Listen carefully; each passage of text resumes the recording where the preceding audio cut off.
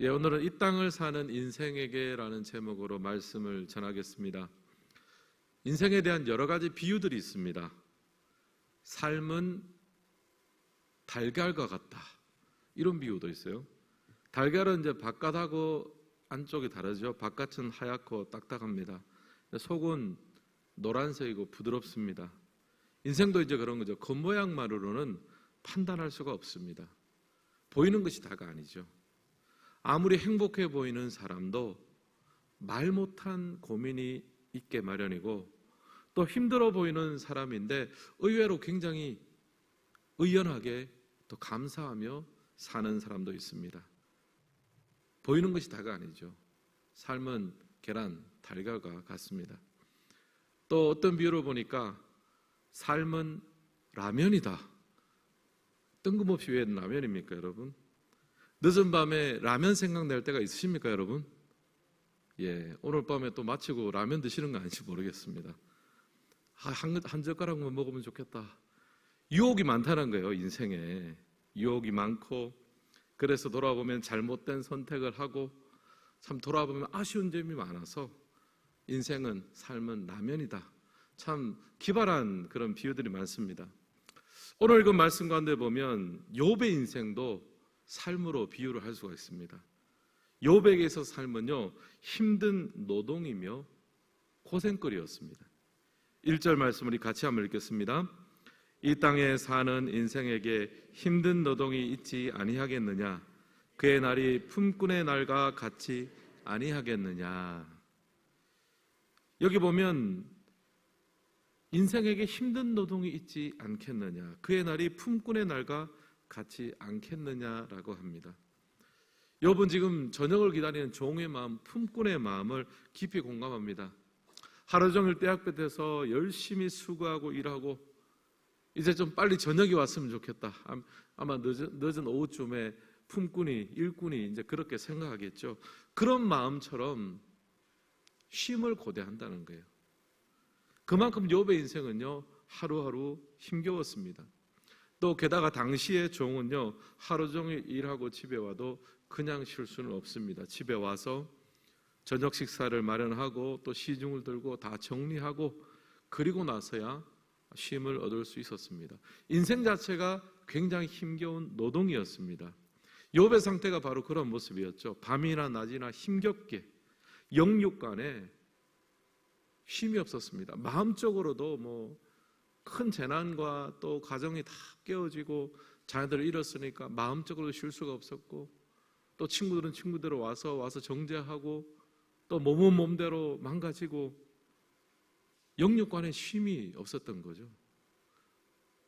고된 노동처럼 고생하는 것이 인생이다, 그렇게 표현하고 있습니다. 여러분, 요즘 우리 현대인들도 굉장히 바쁘게 살지 않습니까? 직장에서나 또 가정에서나 자기만의 어떤 시간과 공간을 만들어내기가 어렵습니다. 어떤 사람은 심지어 그렇게 글 적어놓은 거 봤습니다. 화장실 변기 안에 앉아있을 때만 4시간인 것 같다. 공감은 가는데 하여튼 좀 그만큼 이제 좀 사는 것이 좀 팍팍하다, 이제 그런 것 같아요. 거기 앉아서 또 휴대폰도 좀 하다가 좀 쉬다가 또 속상한 일 있으면 울다가 그렇게 정리하고 세상 밖으로 나가는 그런 사람들도 있다라고 들었습니다. 우리 성도에게는 그런 시간이 수요 예배가 아닐까 하고 생각합니다. 주일이 지난 다음에 우리가 3일 동안 힘겨운 시간을 보냈습니다. 그런데 이 시간 수요 예배 가운데 나와서 하나님 앞에 우리의 영혼의 호흡을 가다듬고 인생의 아픔을 하나님 앞에 한번 내어놓고 다시 한번 숨쉬고 회복할 수 있는 복된 이 시간 되시기를 주님의 이름으로 축복합니다. 근데 욥은 이제 그런 기회를 갖지 못했다라고 계속해서 지금 이야기를 하는 거예요. 3절과 4절 말씀 우리 같이 한번 읽겠습니다. 이와 같이 내가 여러 달째 고통을 받으니 고달픈 밤이 내게 작정되었구나. 내가 누울 때면 말하기를 언제나 일어날까, 언제나 밤이 갈까 하며 새벽까지 이리 뒤척 저리 뒤척 하는구나. 아멘. 몸이 아프고, 이 지금 욥의 상황을 보니까 몸도 아프고 걱정이 많아요. 밤에 잠이 안 오겠죠. 피곤하면 잠이 올 수도 있겠지만 일단 몸이 아프면 새벽에 깰 거 아닙니까? 새벽에 깨면 걱정이 되겠죠. 또 이거 어떻게 하나 이런저런 걱정에 이리 뒤척 저리 뒤척합니다. 그러기를 여러 달째 마음과 육신에 큰 고통을 받았습니다. 고달픈 밤이 내게 작정되었구나. 이 말은 하나님께서 내게 좀 좋은 것으로 예배해 주시면 좋겠는데 하나님이 내게 선물처럼 주신 게 뭐냐? 고달픈 밤이라는 거예요. 사실은 고달픈 것은 낮이잖아요. 수고하고 노동하고 일하는 거 낮에는 고생하는 거는 그렇다 쳐요. 그럼 밤에라도 좀 편하게 쉬고 회복해야 되는데 하나님이 밤에도 고달픈 밤을 내게 작정해 주셨구나 하면서 이게 사실은 좀 원망도 섞이고 불평도 섞인 그런 내용입니다. 그리고 뒤에 5절 보니까요, 내 살에는 구더기와 흙덩이가 의복처럼 입혀졌고 욕창으로 살이 썩어져 간다 하는 것을 표현하고 있습니다. 이리 뒤척 저리 뒤척하면서 언제나 이 밤이 지나갈까? 또 피곤한 마음으로 일어나면 또 아침에 힘든 노동 같은 하루가 시작이 되고 이런 악순환이 욥의 인생 가운데 계속 이어지고 있었습니다. 그리고 이런 인생이 또 반복되는 것을 표현하는데요, 6절 말씀 같이 한번 읽겠습니다. 나의 날은 베텔의 북보다 빠르니 희망 없이 보내는구나. 여러분, 베텔에 있는 북이 베들 사이로 굉장히 쉴 새 없이 왔다 갔다 하잖아요. 그러면서 옷감을 만드는데 욥은 자신의 인생이 그렇다는 거예요. 아침 저녁 낮에도 그냥 고생하고 쉼이 없고 밤에도 잠도 안 오고 이런 고생하는 것이 쉴 새 없이 베텔의 북보다 빠르게 지나가는데 무엇 없이 지나갑니까? 희망 없이 지나간다. 여러분, 사실 고생을 좀 해도요, 반복되는 삶을 살아도 그래도 희망이 있으면 이거 좀 이렇게 해서 그 다음 스텝은 이렇게 되고 뭔가 좀 보여지는 게 있고 희망이 있으면 고생이 아닙니다. 근데 희망 없이 계속 이런 어려움과 힘듦이 반복적으로 계속된다.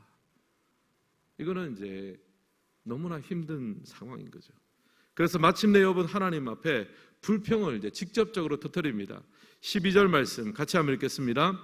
내가 바다니까 바다 괴물이니까 주께서 어찌하여 나를 지키시나이까. 여러분, 내가 바다입니까? 욥이 이제 하나님께 그렇게 불평을 하는 거예요. 바다는 거대한 피조 세계잖아요. 거기 안에 모든 많은 생물들이 살고 죽습니다. 그런데 바다는 여전합니다.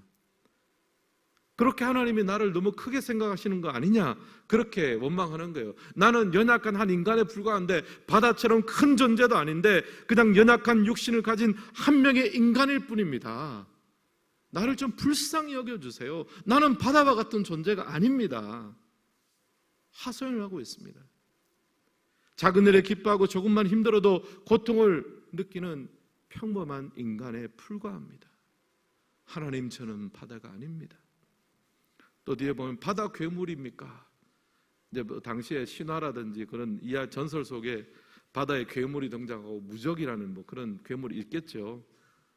자기는 그런 존재가 아니라는 거예요.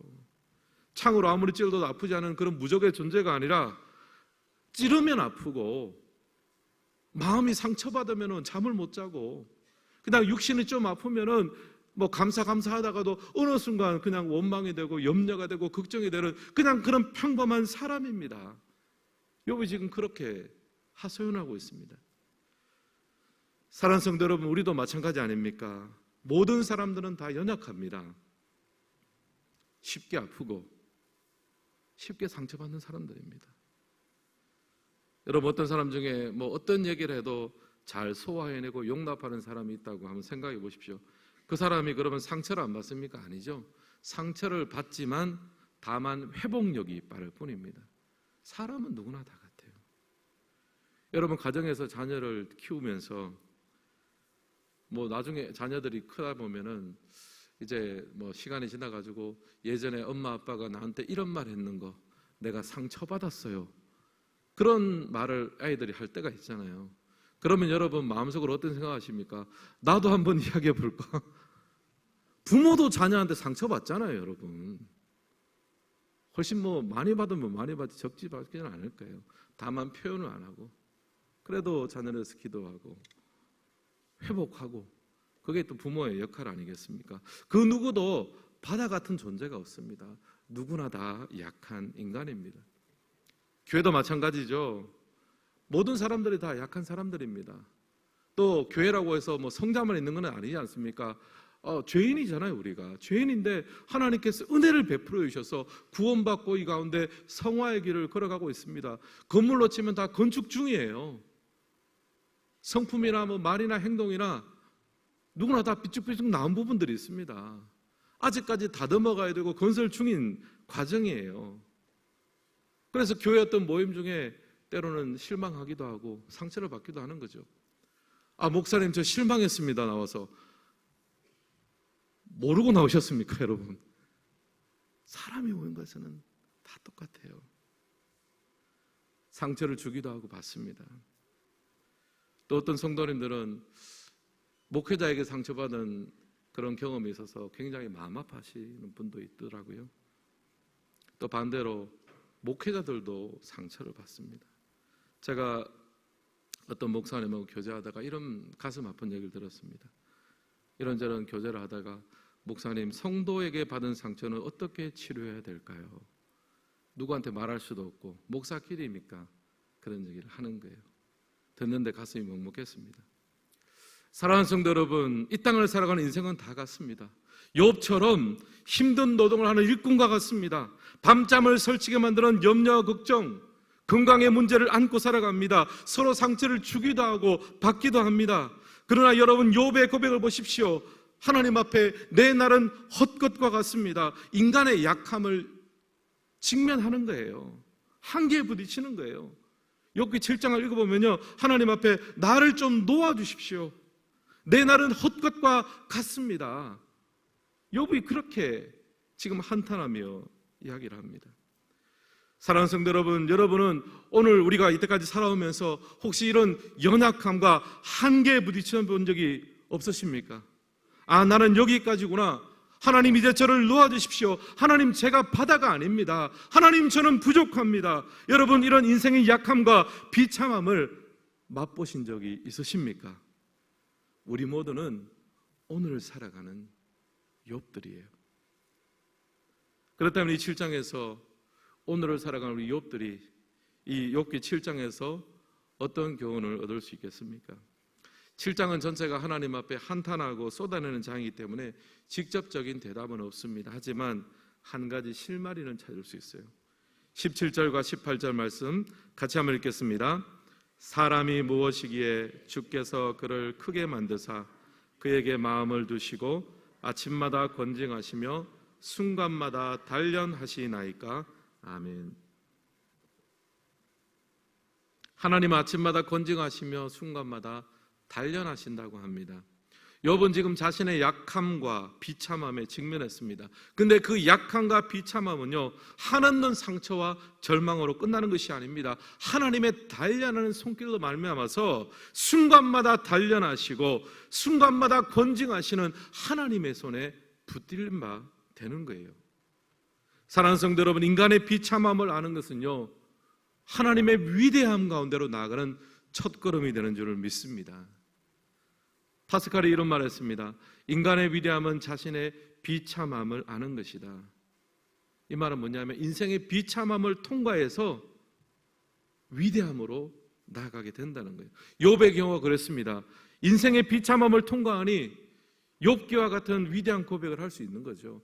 만약에 욥이 이런 재난과 까닭없는 재난과 어려움이 없었다면 그냥 동방의 한 부자로 그냥 잊혀졌을 거예요. 그러나 이런 까닭없는 재난과 어려움을 통과하고 나니까 욥기가 기록이 되고 하나님의 위대하심을 보여줄 수가 있는 거죠. 세상에 있는 아름다운 색채는 빛의 고통에서 나온다라는 말이 있더라고요. 보니까 빛의 산란 현상을 말합니다. 빛이 들어오면서 깨어지고 찢어지고 섞여질 때 아름다운 빛깔이 나온다는 거예요. 여러분, 우리 인생도 마찬가지 아니겠습니까? 고통을 통하지 않고는 아름다워질 수가 없습니다. 고통을 통하지 않고는 깊어질 수가 없습니다. 그런데 욥은요, 까닭 없이 이런 재난을 당했지만 또 다른 의미로 인생의 비참함을 맛본 사람이 한 명 있습니다. 바로 야곱입니다. 욥은 죄 없이 재난을 당했지만 야곱은 자기 죄 때문에 죄값을 치르느라 고통을 당했습니다. 여러분, 우리는 좀 욥 쪽에 가깝겠습니까? 아니면 야곱 쪽에 좀 가깝겠습니까? 중간 정도로 둡시다. 중간 정도로. 창세기를 보면요, 야곱이 외삼촌 라반의 집으로 도망칩니다. 형 에서와 아버지 이삭을 속여가지고 장자권과 축복권을 빼앗았습니다. 형님 이제 죽인다 그러니까 도망을 친 거예요. 그런데 이제 외삼촌 라반의 집에 갔으면 자리도 잡고 그러면서 라헬을 사랑하게 됐습니다. 그래서 라헬하고 이제 결혼식도 하게 되고 7년간 열심히 일해서 그 대가로 신부지창금을 지급하고 그리고 이제 결혼을 했습니다. 근데 그 이제 잔치라고 첫날 밤을 맞는데 야곱의 인생에 큰 문제가 생겼어요. 창세기 29장 23절 같이 한번 읽겠습니다. 저녁에 그의 딸 레아를 야곱에게로 데려가매 야곱이 그에게로 들어가니라. 아멘. 지금 라반이 야곱한테 주기로 약속한 사람은 라헬입니다.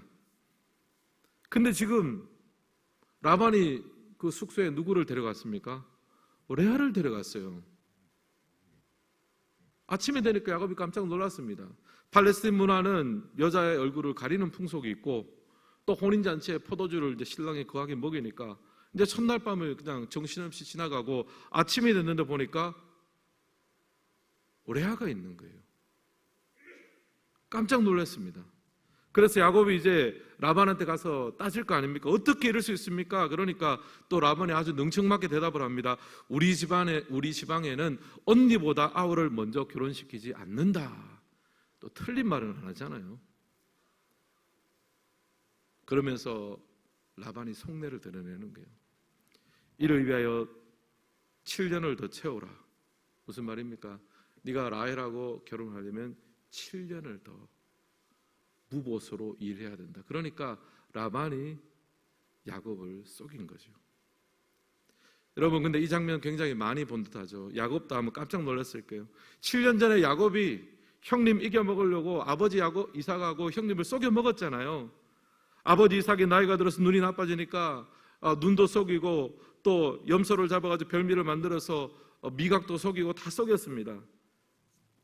야곱이 지금 라반을 보면서 어떤 생각이 들었겠습니까?